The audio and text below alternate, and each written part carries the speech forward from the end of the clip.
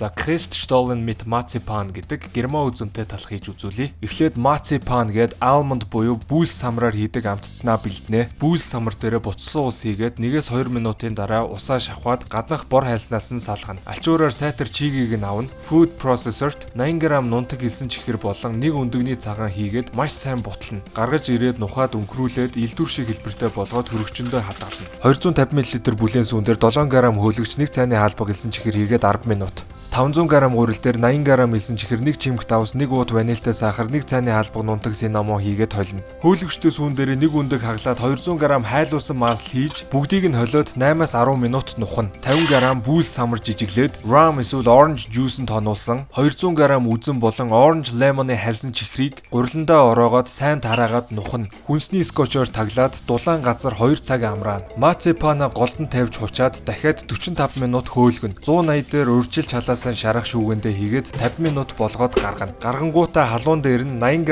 хайлуулсан цэцгийн тосоор жигд тослоод өгнө. Дараа нь сахарын пудр битүү цацна. Мөнгөлөг цаас болон хүнсний скотчоор битүү ороогоод нэг хонуулахад идэхэд бэлэн болно. Гэхдээ хуйраас ирүүн газар битүү хэмжээг нь алдагдуулахгүйгээр 1-2-7 хонуулаад гаргаж идвэл бүр гоё амттай болдог шүү.